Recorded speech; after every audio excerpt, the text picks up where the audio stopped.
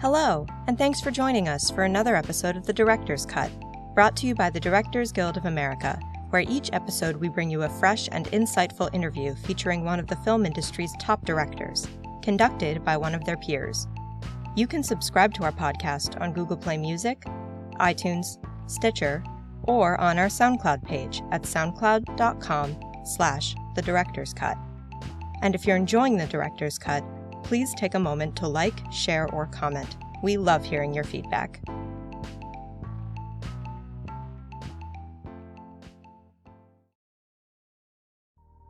This episode takes us behind the scenes of director Kathryn Bigelow's newest film, Detroit.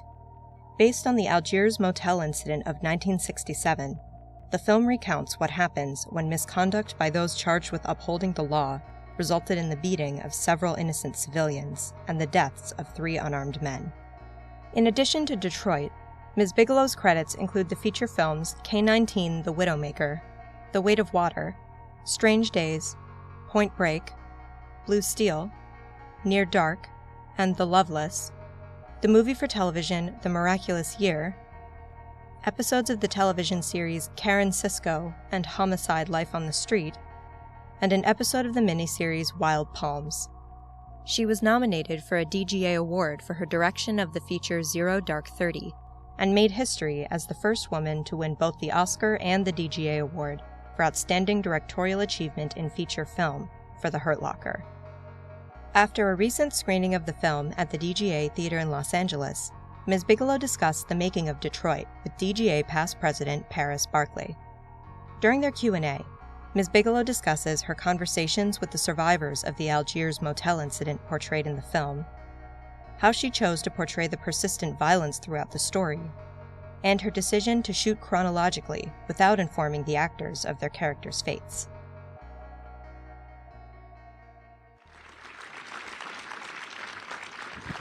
Welcome, everyone. Thank you. Thank you. I should probably give you a minute more to recover. I was fortunate enough to see the film yesterday, so I've had a full 24 hours. I was shattered by the movie. This is a time that I grew up in, along with Kathryn. I was in Chicago when all this happened. And again, the fact that it's still happening now and that this movie is happening now is not what I would call a happy confluence, but is so important. I think it's a little bit of a Rorschach test, this movie, about what you feel about race and gender and lots of other stuff. So let's just jump right into it. Why? Why did you make this movie? That's a really good way of putting it, like a Rorschach test. It is. It is. I haven't heard that one. That's good. I suppose because I think that the medium is capable of being informational and journalistic and topical and timely. And when the story was presented to me, it was right around the time of the decision not to indict the officer involved in the Michael Brown shooting. And so it kind of felt like a confluence of events, you know, and hearing this travesty that took place 50 years ago and yet feeling like it was taking place today or yesterday or tomorrow. I was really moved by it. And I thought that, you know, maybe shining a light on it, maybe a little bit of light goes a long way. And if it affected me like that, maybe it could potentially affect others. Maybe there's some awareness that can be gleaned from it. But you question whether you should be the one to do it. You had that question. I did. I thought, am I the right person to do this? I'm a white director. This is a very, very much from the victim's story. But on the other hand, I had the opportunity to do it and had been sitting there for 50 years. And it was kind of like, well, which, you know, it was a personal debate. And then, again, all the events keep happening. And I kept thinking, all right, if this could add some noise to that conversation, and maybe other stories could come forward, you know, then it becomes an opportunity for change. I love that. Which leads me to my next question. Go ahead. I took screenwriting with this old Irish teacher, William Alford, in college, and he said, if you're going to take 2 hours out of someone's life, you damn well better give them something. You have to offer them something. You can't just entertain them. You can't just distract them. So what is the gift that you want to give us with this film? What do you want us to take away? Well, that's exactly one thing I was thinking, and is entertainment alone is just not enough. And so as I began to move into these sort of more journalistic pieces like Hurt Locker, Zero Dark, and this, I was very aware of them being informational. In other words, it was interesting to me that you could offer an audience an opportunity to learn something they didn't maybe already know. Maybe they do, but there's a chance that they don't. And that's where you're opening up another door, in addition to it being, captivating or visceral or experiential, but that it could actually be informational. And that was really an important motive for me. But what do I do with all these feelings now? I mean, what do I actually do? What's the next step? I've seen the film. I have been emotionally drained and in some cases destroyed. What do I do? Yeah, very good question. I do have to say we had a screening. This isn't exactly an answer to you, but I think it's more the Rorschach answer. But we had a screening on Capitol Hill that was hosted by Representative John Conyers, who's played by Laz Alonso in the movie. And he has a bill before Congress that he's had there somewhat languishing for 7 years to end racial profiling. So he invited this film to Capitol Hill, invited some congressmen and congresswomen, and to encourage a dialogue so he could move this bill forward. And so I felt like that would be, yes, there's a cost to it. There's an emotional cost to experiencing what is in the story. On the other hand, if there could be a gain of some momentum on that bill, it would, I don't know, maybe be worth it. Be one thing moving. Let's go a little bit to the how. I assume you just didn't get the script like a Clint Eastwood movie where there's a script and you just shoot every word and nothing ever changes. I'm assuming that the development process was long and you were involved in each phase of it. So how does that happen? Mark just comes to you with a story. You work through an outline. His person he works with in his office knew of this Algiers motel incident. And I mean, there's a lot of reporting on this rebellion in 1967. I'm sure you know the Detroit Free Press won 4 Pulitzers for their reporting on it. So it's a highly reported event. And within that event, of course, is this Algiers motel, and there's even a book about it that also won a Pulitzer Prize. So it's not a secret. It's not unknown. Yeah. It's not unknown. On the other hand, within Detroit, there's a certain degree of familiarity. Outside Detroit, almost none. I mean, I had no idea. I knew about the riots, but I didn't know about this. So he told me the story, and again, it happened around the time of the Michael Brown, the decision not to indict, and I thought the story was very emotional, very moving. And so once we decided to develop it, then he went to Detroit. Both of us kind of set out to do a tremendous amount of research. I mean, I certainly needed it, but he went and did a lot of re-reporting and found some of the people that had survived. And that's how you found Julie? We found Julie. We found Larry Cleveland Reed. Julie is played by one of... Hannah Murray. She plays, Murray. and Melvin Dismukes, who's played by John Boyega, and Larry Cleveland Reed, who's played by Algie Smith. And so spending time with them, then I went to Detroit, and then spending time with them really helped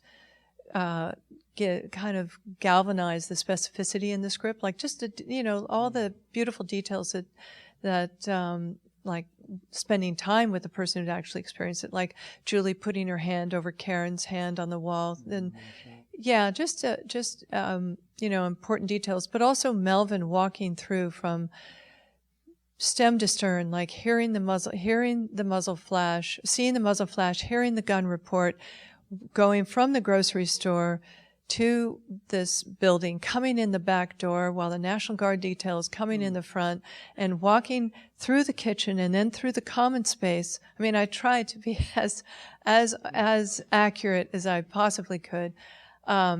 even though it's not the same building. That building no longer exists, by the way. It was razed almost immediately. But, and walking into the common space and coming upon this body as the police were clearing all the rooms and lining all the hotel guests up against the wall. So it was really helpful to have leading through from beginning to end. And did the structure of it change much after you shot it from what you discovered in the shooting? No, but that was something that Mark and I spoke about a lot from the beginning, is starting with the macro, trying to, give you the sense of the context in which something like this could happen, the sort of the chaos, you've got 7,000 National Guard.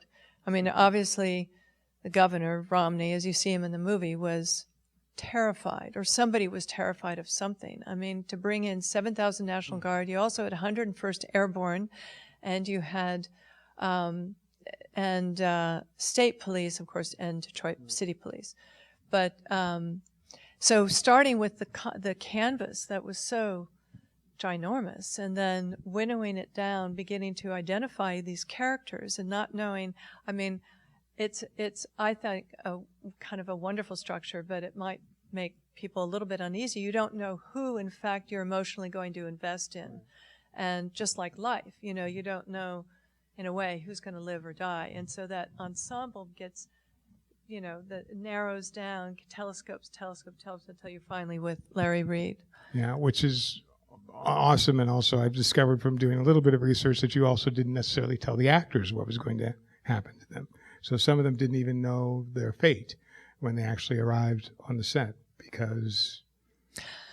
Well, I wish I could take credit for that. That's a technique that Ken Loach uses, and my cinematographer, Barry Ackroyd, for certain situations and certain stories, he works very closely for many years with Ken Loach. And so we talked that over and felt like this might be a good approach for this, because the boys, the young African-American men with their hands against the wall, they, in reality, of course, didn't know the outcome of that night. And to give it, so every day we were, and I've also shot chronologically, so every day we were playing in the moment.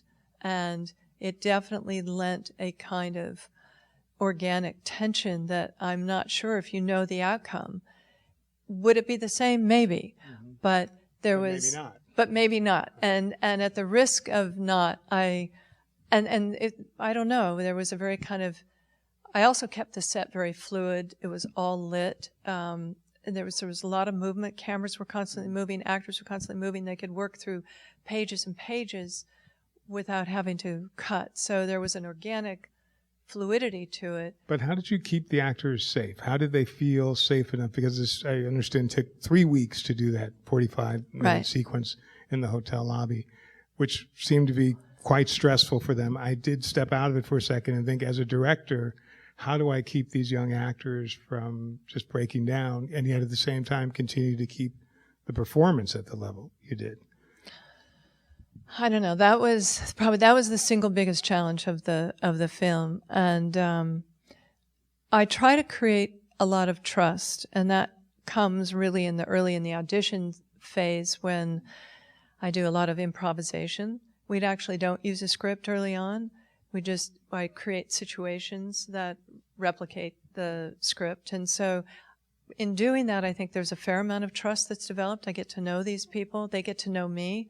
They feel comfortable with me. I'm not, I don't know. It's a shorthand, and it also, I don't know. You have an instinct that this is going to work out. So they auditioned and improvised a lot, and you've chosen combinations of them, but they haven't rehearsed. They arrive on the set. They do part of the scene, and each day they come back and do a little bit more. Correct. So they return to their blood and their place on the wall. Right. And you get them back to that performance level. But what I see in the auditions is a tremendous amount of confidence. That's usually how I'll make my decisions. There's somebody who has a lot of confidence, a lot of imagination. They can take this idea of their hands against the wall. For instance, I had some actors standing with their hands against the wall, just like in the movie, and I happened to I mean, what informs you? I mean, obviously, we all have to work with a certain amount of instinct. So I happened to walk up to Algie on this one particular day of auditions, and I said, sing something if you want, if you feel like it. And he began to sing Amazing Grace. And then everybody against the wall began to sing. And it was just one of those moments where you realize, all right, this person is in the moment. He's actually using this experience. And I had a feeling that it was going to work pretty well. Beautiful. And a different director, I won't say a lesser director, might have taken out that wall to get the camera around to see the faces of the people against the wall. Have you spoken to my crew? But I'm assuming in the practical location, but also that stylistically is not where you want it to be. No, I know it's difficult, and I know these can be really cramped spaces, but I think that, that's the beauty of it, the reality of it. The challenge is the essence of it, I suppose, to a certain extent, and it's finding a crew that thrives on that kind of challenge. And before I forget, I just have to ask, who sets your background? For all those who are ADs and seconds, if there was a background award, there's so much detail in everything that happens in each of those scenes, in each of those set pieces, not just in the club, but the people that are selected and how they're chosen, who accomplished that. I want them to be shouted out. Casting of background is something that I work very closely with, the background casting, but then I had the most extraordinary first, and Simon Warnock, who's Australian, and whoever knows him, he's extraordinary. And it's like he's painting. That's really kind of what it's like. And he'll work on it for days. So like he'll have it in his mind, and he'll do, little kind of sketches, and like, what if we did this? And then, and then he gets it up on its feet, and it's magnificent. And it has all these, beautifully intertwined, integrated moving parts that feel inevitable. Just like it could have been no other way, and yet it's completely created. So we're very lucky. Was the whole film done chronologically, by the way? So you did the first pieces, then the hotel, and then the end? Not entirely, because we had to shoot, all the pods were done chronologically. Like the Rebellion was all done chronologically, but we shot it at the end of our production. And we began with the police station, and that was all done chronologically. And then we moved into the Algiers, and that was all done chronologically. But some of it had to do with the fact that we had to shoot in Boston and not in Detroit. We did do a fair amount in Detroit, but not the whole movie, because of the incentives program had been disbanded in Michigan a year before. And I tried to get it back for us, but I couldn't do it. Single-handedly, that's tough to do. Yeah. So that moves you around. So I have a big question, which is sometimes, and I felt it too, and I'm sure some people may have felt it, you feel this can leave you hopeless, that it's so excruciating to go through this level of pain. But you must have modulated it as you're looking through. I mean, I noticed that you didn't show after the first person was shot. You never see any bullets penetrating another human being. You just see the shots off camera. It's so brutal for so long that it can totally sort of shut you down. I mean, were you worried about that? Was there a much worse version of this that you originally developed that you peeled back on? Or is this as much as you felt you could push it and needed to push it to make the story live? Well, that was something that the editor and I, William Goldenberg, who is also extraordinary. I was so lucky with this crew. But, we went through it, combed through it. We had so many variations, and dialed up, dialed down, there are so many little events that if you were to, and it's a bit of a house of cards, if you pull one out, then you're kind of in a slightly precarious situation. But also I have to say that Julie, the real Julie Heisel, played by Hannah Murray, was with me on the set every day, and I'd look to her for basically kind of the authenticity of a particular moment. And probably every time I would ask her whether we had gone too far, and she would say, no, it was far worse. Now, granted, she experienced it, so that's also a contributing factor, but It was a travesty. It's one of those just atrocities that, kind of has gone unnoticed. And however, the state attorney did feel there was enough evidence to charge those 3 officers with murder. And it didn't, yes, they were acquitted, but there definitely was a lot of evidence about it. And you could have probably stopped before the trial, and you could have done the trial as cards, but you wanted to go through the trial and to see their, not vindication, but to see their... Well, that's interesting. I debated that, but the trial was sort of what made it contemporary also. And I felt that that's sort of the there of the piece. You're looking at this thinking, oh, well, that's 50 years ago. It couldn't happen today. Oh, wait a minute. So that was, and the trial was highly abbreviated. The real trial there were 3 trials over a year and a half. And so this was kind of, extremely compressed version of that, of basically the outcome being what it was. So there were 3 trials for each of the different officers had their own trial? No, it was there was one that was civil, one that was conspiracy, one that was, it was very complicated. And also the final one, which is really why I think the writer focused the trial on that one, took place in Mason, Michigan, which was an hour and a half out of Detroit, and basically a predominantly white, I think exclusively white community. So, and the jury, of course, was all white. And interesting.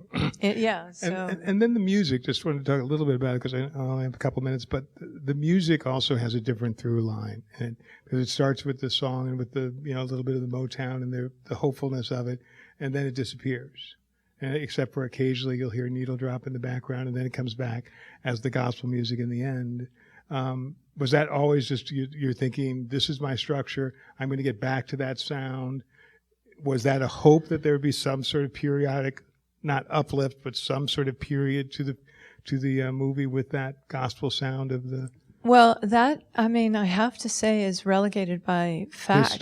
The story. Larry was poised to break out, him and his group, Dramatics, which of course the group did break out and had tremendous amount of success that still continues to this day, but without him. He was really broken. Not just emotionally, but physically.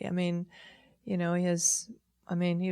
was a broken, as was Melvin Dismukes, but yet singing gospel did begin to save him, and he does do that to this day. And so I kind of felt that, here's this artist whose artistry was silenced, and yet he was able to reclaim some of it. So it's a kind of redemption, through, he could still sing. It's a different type of music, but you must have struggled with that choice because it's a cliche. It's one of those things that a stereotype, like I love fried chicken, which I do. I had some today. But it's not something that I want to be seen doing on television. So you must have struggled with that choice because you're sort of feeding into an expectation, but it's also the truth. So you go with the truth. Yeah.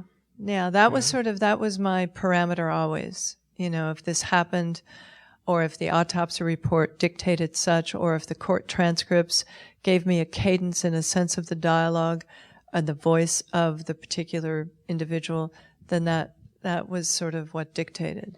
And I was very curious as to why no one gave up the toy gun earlier. Just in the plot story. I just thought if I'm against the wall, they never found the toy gun, and no one would have said immediately. There were so many theories, so many stories, but they never found it. Wow. And but some of the surviving people know that that's really what it was, and that Carl, was that his name? Carl Cooper actually shot the first guy who was killed. That's in. But these are transcripts that do have some discrepancies. You could have 10 people look at one particular event. You'd have 10 different renditions of that event. So, wow. But based on the transcripts, and I even met with the lawyer that John Krasinski plays, and there were a lot of discrepancies. But for a piece that's very, very highly documented, actually not so many. And just to talk about Will's character, the character of Krauss, the main antagonist, there's nothing really redeeming about him. And obviously he's been fictionalized because that's not the real person's real name. Correct. But he is balls to the walls, evil, and a little crazy perhaps.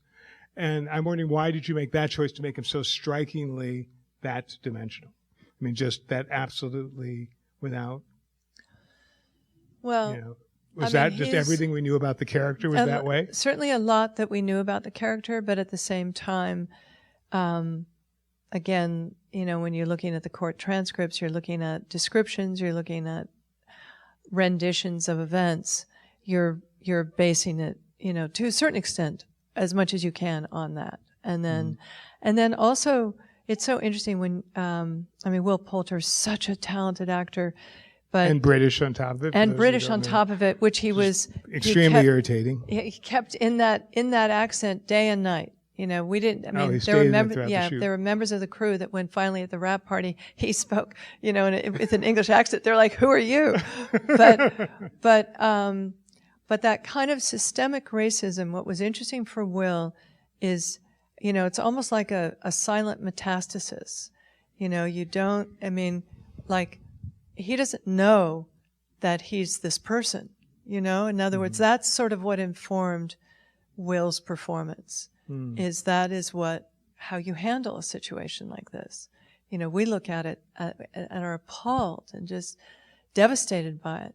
But, it's really sadly symptomatic of the time. I had one last quick anecdote. I had lunch with Representative Conyers before I started shooting the movie, and and he kind of wanted to know what was I going to do in Detroit? What was I going to do about this? And I said, well, I'm going to shoot the movie about the Algiers Motel.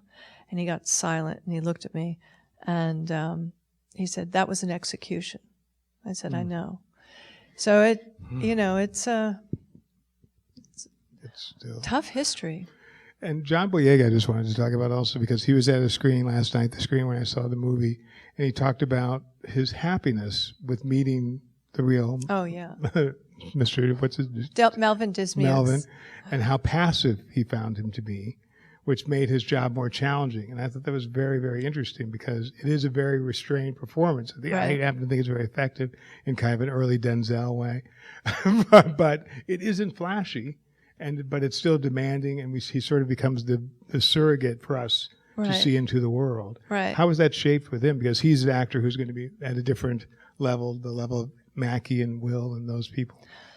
Well, I think the key that unlocked Melvin for John Boyega was the fact that he was introverted. Mm-hmm. And he's a big guy. He's like, looks like a football player, but very introverted. And so, thinking that here's this man who finds himself caught between two worlds. On the one hand, he's wearing a uniform. On the other hand, he's African American. And so it's a very fragile situation he finds himself in. And I think the fact that he was an introvert, the fact that John used that as a key to find the character where it really does, that trap between two worlds really has to register almost exclusively on his face. And, because we talked about it as we were shooting, just, if you dial it one, speaking of how to dial something up or down, you dial it, you move it one way or the other, you're dead. You're dead. You're going to end up like Carl Cooper on the floor.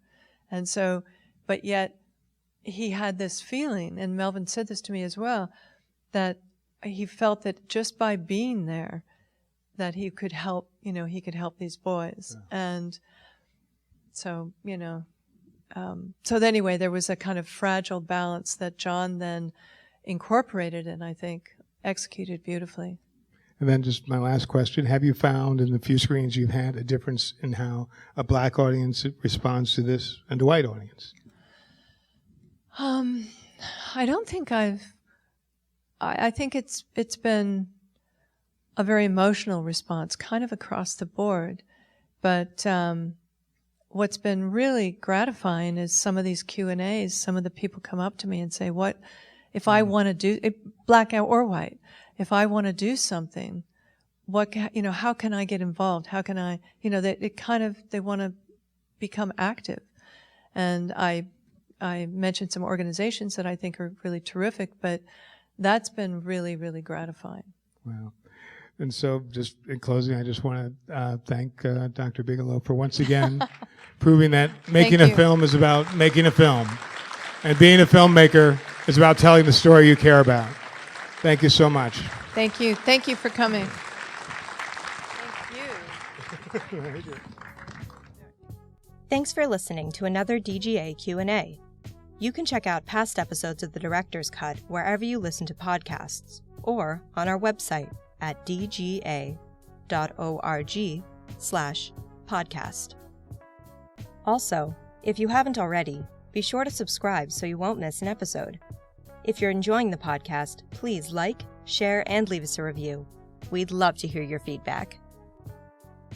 Thanks again for listening, and have a great week. This podcast is produced by the Directors Guild of America. Music is by Dan Wally.